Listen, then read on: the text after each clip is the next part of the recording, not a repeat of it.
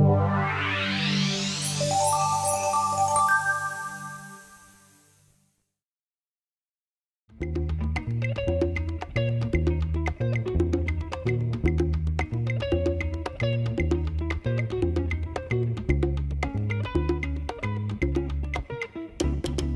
are three types of people at every opening night of a casino.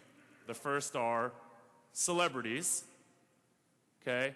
The second are card counters like myself, okay? And the reason is because it's a new casino, and the last thing they're worrying about on the opening night is card counters. They're worried about, whether their dealers are paying people correctly and whether they're able to, make sure that they're not, giving away money the wrong way or something. But the third type of person, anyone guess what it is? Just yell it out. I can't hear anyone. It was I was at a real estate conference. I always ask this question to start off with, and I was at a real estate conference in Orange County, and I've never heard someone yell out the answer quicker than they did here. A woman from the back row, as soon as I said this, yells out, "Hookers!" So yeah, celebrities, card counters, and prostitutes. And this day was just like any other day. We're at the Bellagio, and Kevin Costner rolls up to my table. And he rolls up with his crew of friends. And if Kevin were a rapper, this would have been his posse. But since Kevin is not, it's just his crew of white friends. And they come up to me and sit down at the table, and they start playing blackjack. And Kevin is a pretty good blackjack player, meaning he just does the right thing mathematically. And then he starts to lose. And every hand he loses, his friends look at him and say, "God, this is just like Waterworld all over again." But my defining moment really comes from a place very close to here, Caesar's Palace.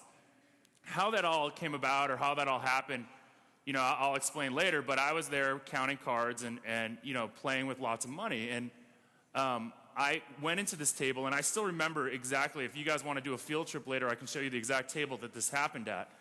I sat down on the table, and the math called for me to bet two hands at $10,000.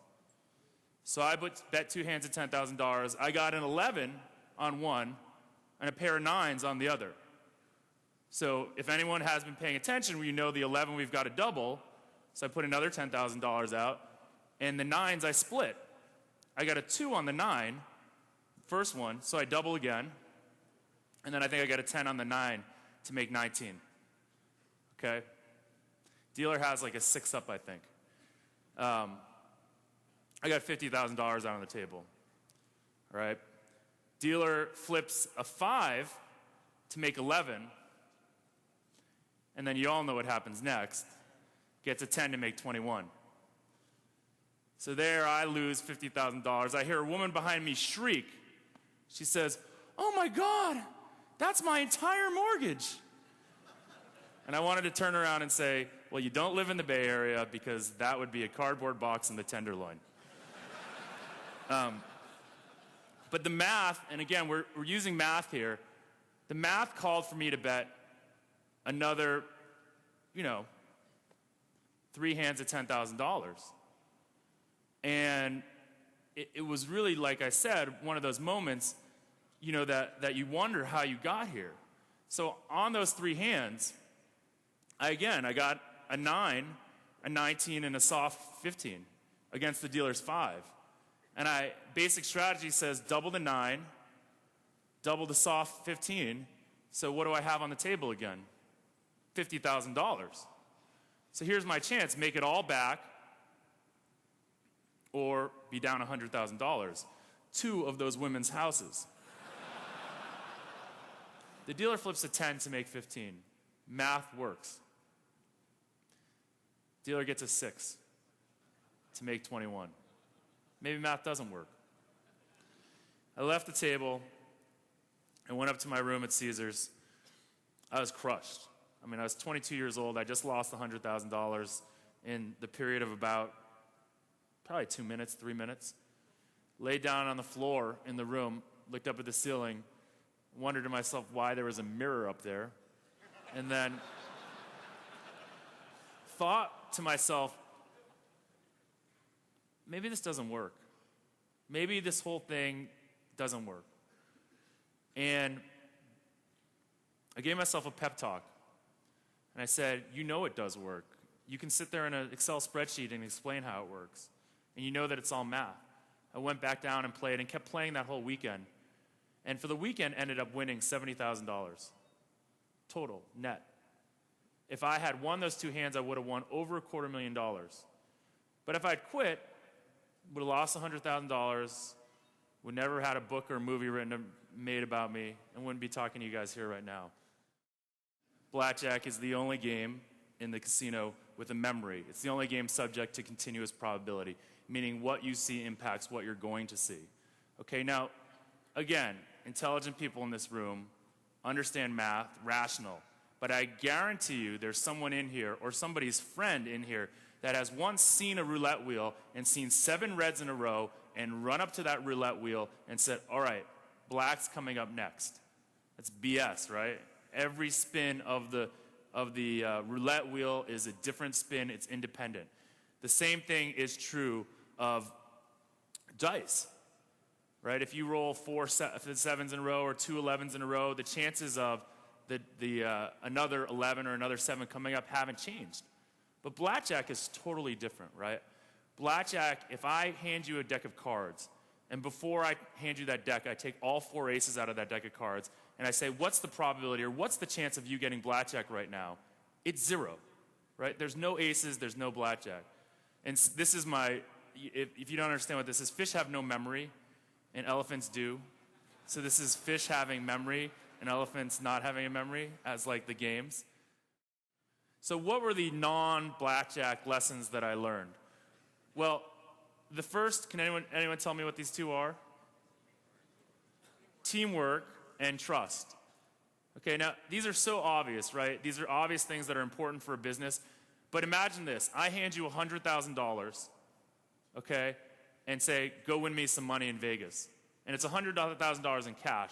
There's no auditor following you from table to table. All right? When people ask us, how did you guys recruit? What was the most important thing? People always think it was intelligence or how smart they were. It wasn't. It was how trustworthy they were.